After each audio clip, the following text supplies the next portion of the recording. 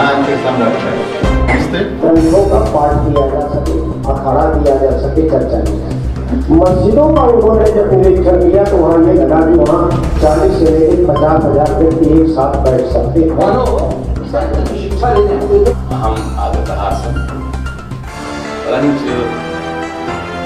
पंच पद्धति से आदेशः जाता। वेदों का कोई विद्वान हो, चारों वेदों का विद्वान हो, तब वो उपदेशक बने, उससे पहले बन जाते हैं, बन गए उपदेशक बने उन कमियों को दूर कर लो। ईश्वर प्रभु ये वरदान है वीर ऋषि दयाल। सारे विद्वान नए पैदा नहीं हुए और कोई मेरे साथ पिछले दिनों काफी समय तक के युवक रहे, उसमें कैसे बचेगा? मेरे पास आश्रम में हिमाचल पता नहीं कितने नमस्कार, मैं अर्चना और आप देख रहे हैं हंगामा टाइम्स। हंगामा टाइम्स जिस तरह से आपको दिखाता रहता है आर्य समाज से जुड़ी हुई खबरें, तो इस समय हम लोग डीएवी कॉलेज में हैं, जहां पे आप स्क्रीन पे देख रहे हैं आज जो है आर्यव्रत वेद महासम्मेलन हो रहा है। तो हमारे साथ में आचार्य जी हैं, तो उनसे हम बात करेंगे आज के कार्यक्रम के बारे में, क्या कहेंगे और जिस तरह से इतना बड़ा महाआयोजन हो रहा है 4 दिवसीय को लेकर के, तो क्या कहना चाहेंगे। तो सर आपका बहुत बहुत स्वागत है। मैं स्वामी वेदामृतानंद सरस्वती आर्यपत्नी सभा लखनऊ का प्रधान हूँ और ये जो आर्यावर्त वेद सम्मेलन आयोजित किया गया है, ये हमारे महान देश जो पहले पूर्व में परमात्मा ने इस देश का नाम आर्यावर्त रखा था, आर्य ईश्वर का पुत्र कहते हैं। परमात्मा ने ये कहा कि हम भूमिम अददामि आर्याय, ये पूरा जो ब्रह्मांड है ये परमात्मा ने आर्यों के लिए दिया है, श्रेष्ठ व्यक्तियों के लिए दिया है। तो वो जो आर्यावर्त स्थान है वो आर्यों के श्रेष्ठ व्यक्तियों के रहने का स्थान था। उसके लिए परमात्मा ने पूरा ब्रह्मांड हमें बना के दिया। धरती, चांद, सितारे, सूरज, इतनी प्रकृति, इतने प्रकार के वृक्ष, इतने प्रकार के फल फूल औषधियाँ, इस परमात्मा ने हमारे कल्याण के लिए दिया। तो वो उस परमात्मा की अमर वाणी जो वेद है, उस वेद वाणी में हमारे जीवन में आचरण करने के लिए प्रातःकाल उठने से लेकर रात्रि सोने तक कैसे कैसे हम आचरण करें, मनसा वाचा कर्मणा, हम कैसे कैसे कर्म करें, कैसे कैसे विचार करें, उसके लिए वेद ज्ञान दिया। और उस वेद ज्ञान को हम लोग भुला बैठे, उसी को स्मरण कराने के लिए, ताकि उस वेद ज्ञान से अनुप्राणित होकर हम अपने मनसा वाचा कर्मणा, अपने कर्मों को सुधार कर सके, हमारी जो कमियां हैं उन कमियों को दूर कर सकें। सब में जो कमियां हैं, विद्यार्थियों में जो कमियां हैं, ब्रह्मचारियों में जो कमियां हैं, गृहस्थों में जो कमियां हैं, आचार्यों में जो कमियां हैं, वानप्रस्थियों में जो कमी आ रही है, सन्यासियों में जो कमियां हैं, जो अपेक्षित गुणों का आधान अपने में नहीं कर पा रहे, उनकी उन कमियों को दूर करने के लिए, याद दिलाने के लिए ये सम्मेलन किया गया है, जो कि आचार्य डॉक्टर रूपचंद दीपक जी के कुशल नेतृत्व में चल रहा है। इसमें सब आर्यवर्त लोग आएंगे, श्रेष्ठ व्यक्ति आएंगे और अपने में श्रेष्ठताओं का आधान करेंगे, तो मानव जीवन के चरम लक्ष्य धर्म अर्थ काम और मोक्ष की प्राप्ति कर सकेंगे। परमात्मा करे कि सब लोग इसमें आकर, जितने भी लोग हैं, सब अपने इष्ट मित्रों सहित सब बंधु बांधव आके इस वेद सम्मेलन का, आर्यावर्त वेद सम्मेलन का लाभ उठाएं और वेद ज्ञान में प्रवृत्त होते हुए अपने जीवन को सार्थक कर सकें। शम इत्यो। तो और भी कुछ लोग हैं जो इस सम्मेलन में आए हुए हैं, तो उनसे हम बात करेंगे कि सम्मेलन में आकर के उनको कैसा लगा। मैम ये बताइए आपका नाम क्या है? वंदना रस्तोगी। तो मैम ये बताइए कि सम्मेलन में आके कैसा लग रहा है आपको? सम्मेलन में आकर एक प्रकार से दृढ़ विचारों को दृढ़ता मिली है, जो इस समय समाज को, राष्ट्र को बहुत आवश्यकता है जिसकी। और वो आवश्यकता ये है कि जो हमारे परंपराएं या हमारे जो वैदिक गुण थे, जो इस समय थोड़े से कमज़ोर पड़ गए हैं, उनको दृढ़ करने के लिए, उन विचारों को दृढ़ करने के लिए ऐसे विद्वान लोगों का सत्संग बहुत आवश्यक है, ताकि हम भी दृढ़ होकर के औरों को बता सकें कि दृढ़ता पूर्वक ये कार्य करना है, ऐसे अच्छे कार्यों को करने। हमारे वेद सम्मेलन तो होने चाहिए, जो कि हमारे वेद क्या है, क्या कहते हैं, और वेद यज्ञ को जो करते हैं, यज्ञ हम जो भी भोजन करते हैं उस भोजन को हम ब्रह्म समझते हैं, तो ब्रह्म समझकर हम खा तो लेते हैं, लेकिन उसका परिणाम हम जहाँ से हमको मिलता है अन्न, हम उसके लिए कुछ नहीं करते हैं, वो हमें करना चाहिए। तो उसका एक माध्यम यही है, यज्ञ करें। यज्ञ यानी पर्यावरण को भी शुद्ध करें, वातावरण को शुद्ध करें, पीढ़ी को शुद्ध करें, हर तरफ उस शुद्धता के वातावरण का विकास करें। तो हमारे साथ में इस समय आचार्य जी जुड़ रहे हैं, जो आर्यव्रत वेद सम्मेलन महासम्मेलन हुआ जो लखनऊ की भूमि में हुआ। तो हमारे साथ में आचार्य जी, तो उनसे हम बात करेंगे कि आज के कार्यक्रम के बारे में क्या कहेंगे। सर, आपका बहुत बहुत स्वागत है।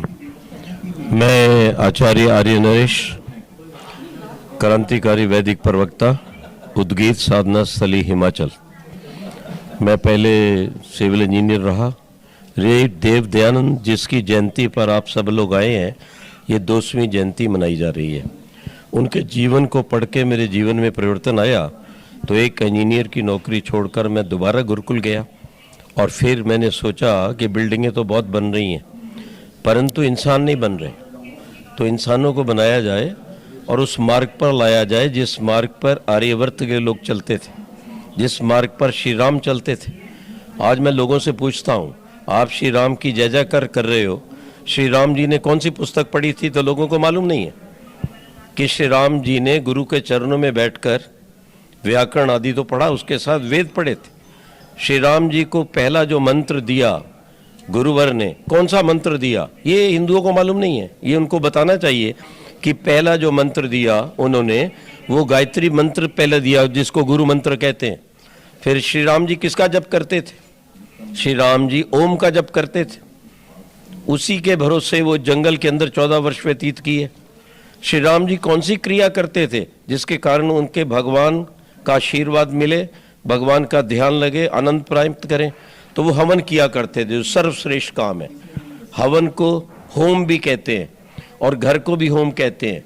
जिस घर में होम होता है उसे ही होम कहा जाता है, जहाँ होम नहीं होता वो शमशान है।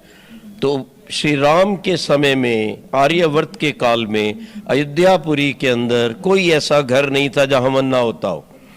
महर्षि वाल्मीकि लिखते हैं, हर घर से मंत्रों की ध्वनि आती थी, वेदों की, हर घर से हवन होता था।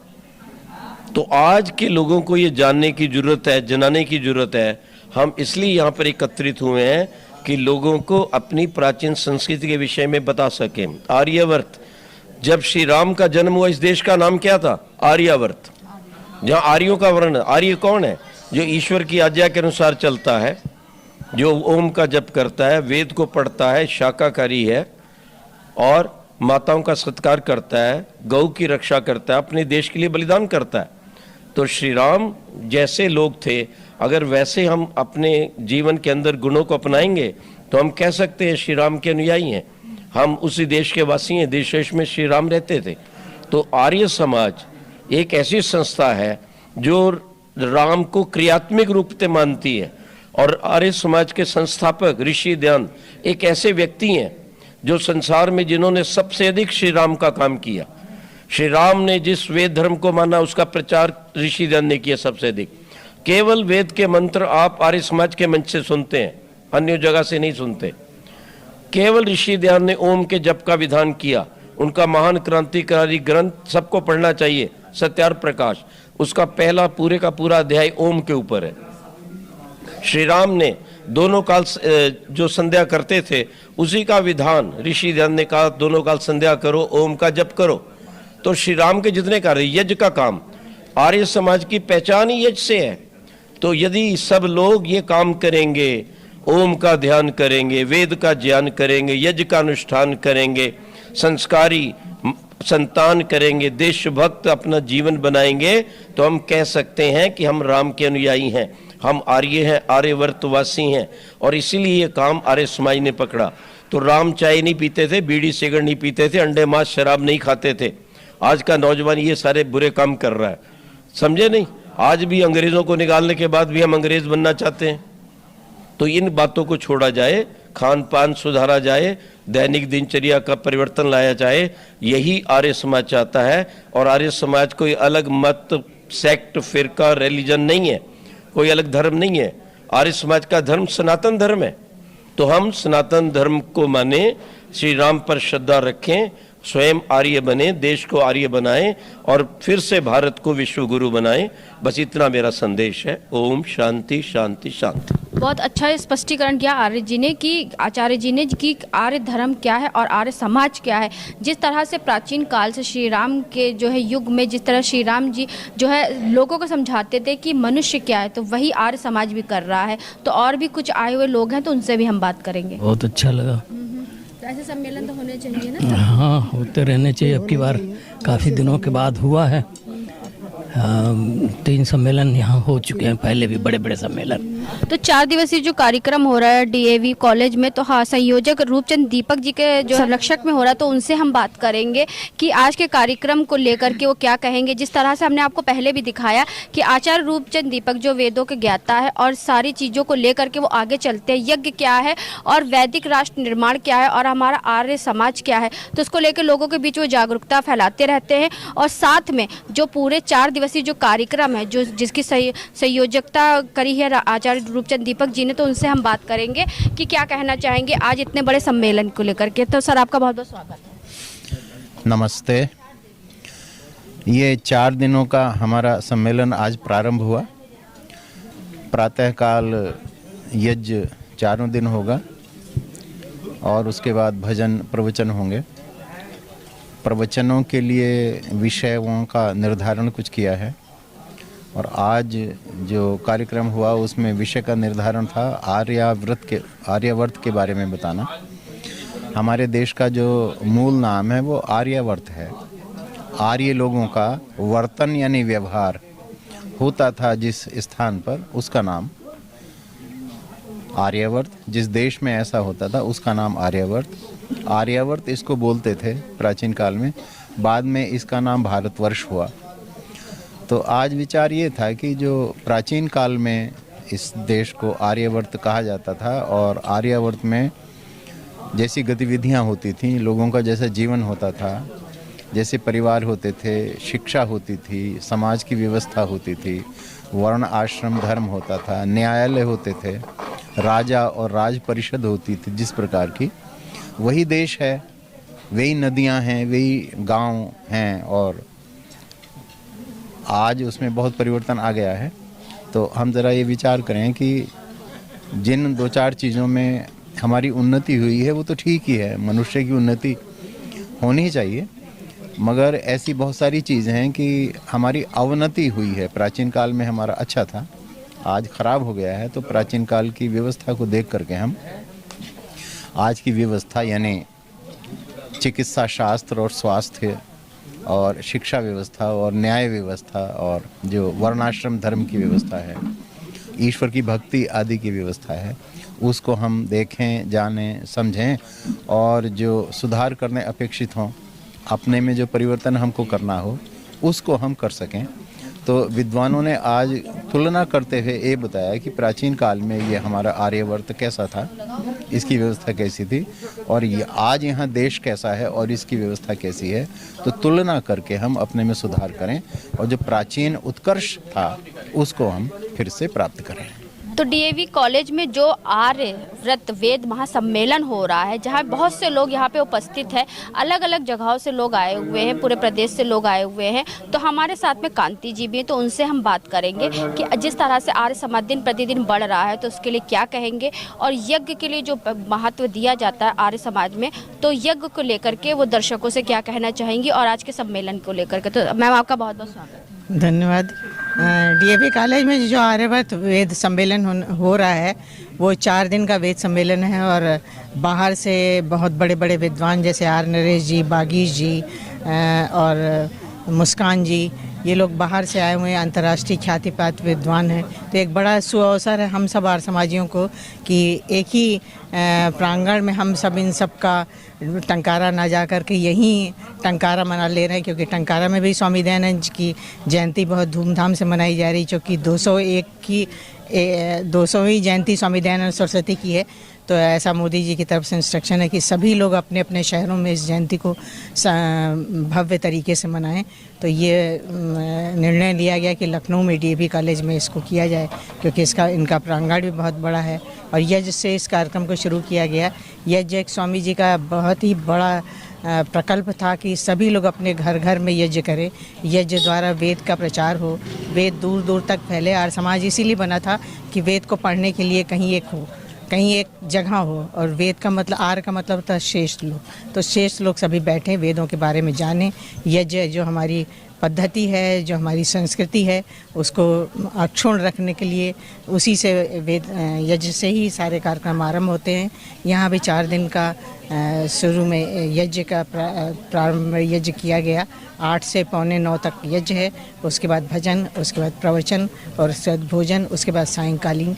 ये 4 दिन का यहाँ पर चलेगा, जिससे कि इस ज्ञान की गंगा में सभी लोग लाभ उठा सकें और वेद के बारे में जानें। तो आज हम लोग आए थे डीएवी कॉलेज में, जहाँ पे आर्य समाज के द्वारा आर्य व्रत वेद महासम्मेलन का आयोजन किया गया, संयोजक रूपचंद दीपक जी के द्वारा, जहाँ पे बहुत सारे लोग यहाँ पे आए थे, पूरे प्रदेश से लोग यहाँ पे आए थे। हमने लोगों से बात करा कि आज के कार्यक्रम के बारे में क्या कहेंगे। तो जिस तरह से यहाँ पे आए हो सभी लोगों से हमने बात करा, जिन्होंने बताया कि आर्य समाज क्या सिखाता है, यज्ञ सिखाता है और हमारे वेद क्या है उसको बताता है कि हमें किस तरह से रहना चाहिए। इसी को लेकर के आज यहाँ पे डीएवी कॉलेज में जो है 4 दिवसीय कार्यक्रम का आयोजन किया गया, संयोजक रूपचंद दीपक जी के द्वारा, जहाँ पे बहुत सारे लोग यहाँ पे आए हुए थे आर्य समाज से जुड़े हुए, और जिन्होंने आर्य समाज को आगे बढ़ाने के लिए यहाँ पे अपनी उपस्थिति जो है दर्ज करी। जिसके साथ में यहाँ पे आए लोगों ने बताया कि हर तरह से आर्य समाज जो है लोगों को सिखाता है कि उन्हें क्या करना चाहिए। तो ऐसे हम आपको 4 दिवसीय कार्यक्रम की रूपरेखा दिखाते रहेंगे कि आचार्य रूपचंद दीपक जो इस कार्यक्रम के संयोजक है, वो किस तरह से आर्य समाज को आगे बढ़ाने के लिए दिन प्रतिदिन कार्य कर रहे हैं।